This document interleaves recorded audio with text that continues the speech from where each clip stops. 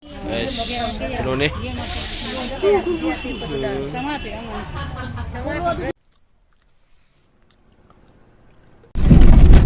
Guys, hujikse kenone Wangjing bazaar yaudure ko Wangjing bazaar budi yaudure ado thau hanan gise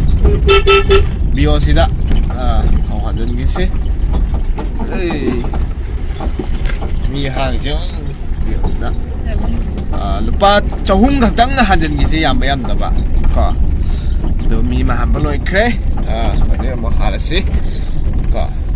guys hujik thau halai ko budi yang dia lupa cong katang hanyan mana guys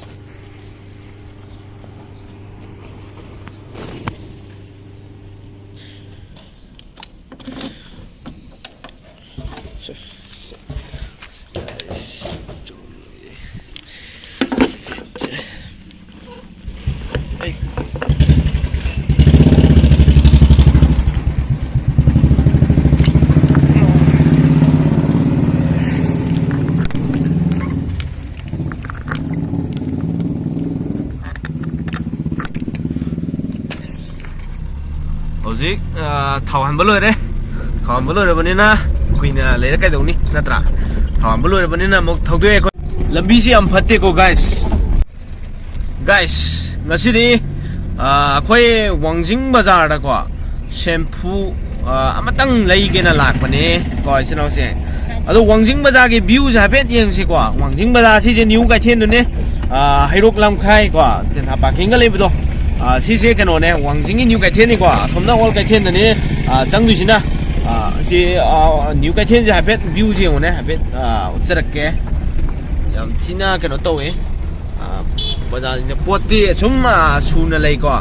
khoi yong chak lai ni khoi ge kobi ma thamjet kai lai bi do kobi ma choi kobi kari kara phun nung adagi kobi mana ga mem lai ko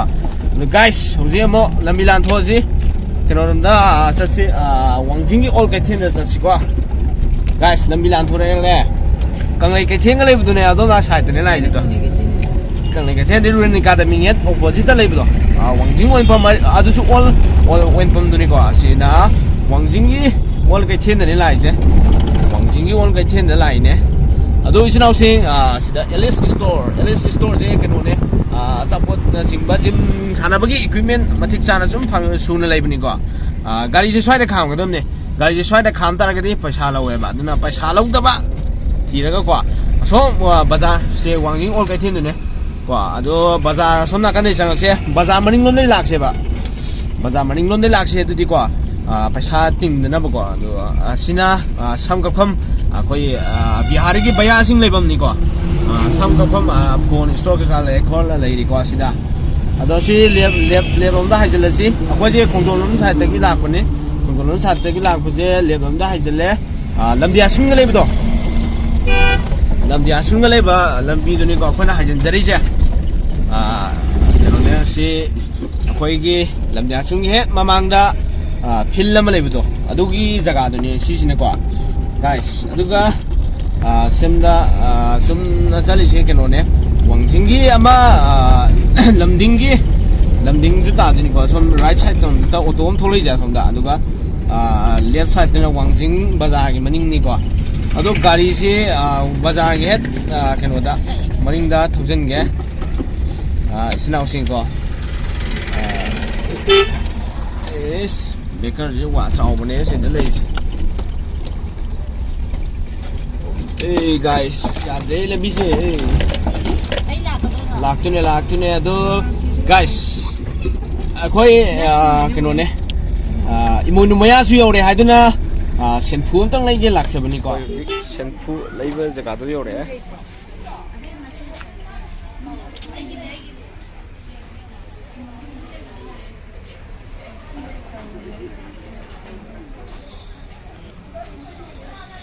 ko senphu ni senphu imonu maya gi khoi bien imonu su lai ri ko khalo senphu je bazaar sum keno nakan ne maning nom lai lak ne ko side ko senphu se keno ne senphu je akoi bien imonu gi se tawdre ko si je shat pya bisna ꯁꯤ ꯍꯥꯡꯕ ꯌꯥꯕꯁꯤꯅ ꯀꯌꯥ ꯑꯣꯏꯗꯣꯏꯅꯣ ꯁꯤ ꯍꯥꯡꯕ ꯌꯥꯕꯁꯤꯅ ꯂꯨꯄꯥ 200ꯅꯤ ꯑꯗꯨꯒ ꯍꯥꯡꯕ ꯌꯥꯗꯕ ꯈꯔ ꯄꯤꯛꯇꯛ ꯄꯤꯛꯇꯛ ꯇꯧꯕꯁꯦ ꯂꯨꯄꯥ 50 ꯍꯥꯡꯕ ꯌꯥꯕꯗꯤ ꯀꯥꯟꯗꯦꯗ ꯂꯧꯊꯣꯛꯇꯅ ꯑꯩꯈꯣꯏ ꯂꯩꯕꯤꯅꯤꯡꯕ ꯂꯩꯔꯒꯗꯤ ꯋꯥꯡꯖꯤꯡꯒꯤ ꯑꯩꯈꯣꯏ ꯀꯩꯅꯣ ꯂꯩꯁꯤꯗ ꯂꯥꯛꯄꯤꯌꯨꯀꯣ ꯂꯥꯛꯑꯣ ꯆꯠ ꯑꯗꯣ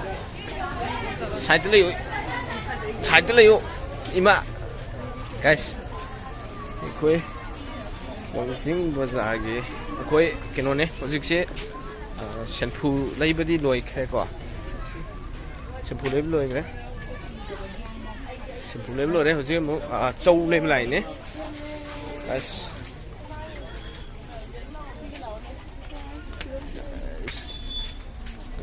guys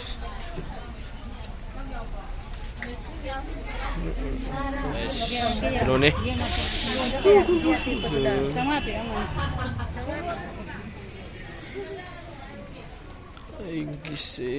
guys khoi shampoo do leire shampoo leire ga kano chau le ga lae yam kuini changdre ba ai sana theng ne na guys Wangzing Bazaar gi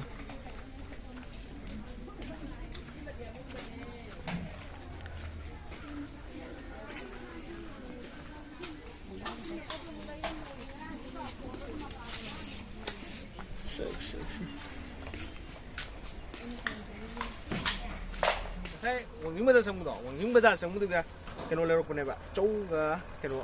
loroi se yang mina hape pi ne si direct ona ko chou ga si keno alu kena ita ne muri ga keno thong ba ngau ba ita ne ko lo kim ne do cha je sinau se adudi khose am ta hang ge ko khose ha ma ga budi la sinau mayam ai sarat mai dei nei ngasi gi ai video si di ko ai Wangzing Bazaar da changa shampoo lai ru du ne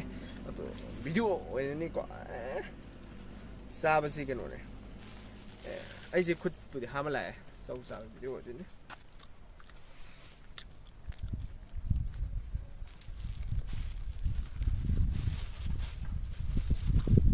hao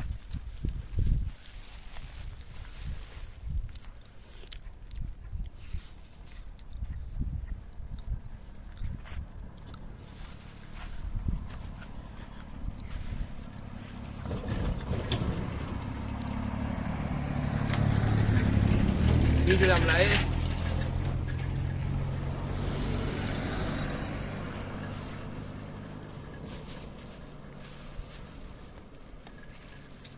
mi thuộc bạn khôi con dùng rất rõ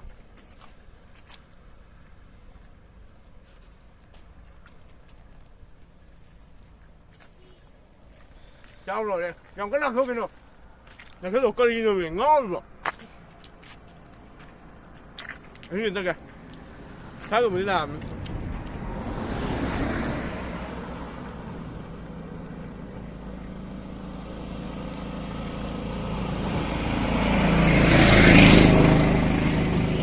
guys 이노네 레스나 mango drink 도락파시다 patara piba dugumba mango지 쫄라기 거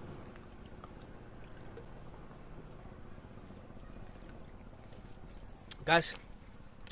masih mukti sarmete ni kai kono busari ko masih mukti sarmete ni kai kono busari sino membrong bo sarmete ni kono kumjre ai sarmete ni masih mukti video si matang sanlo selaje haing banda sarmete video thangla kani ngai biro mo myang ko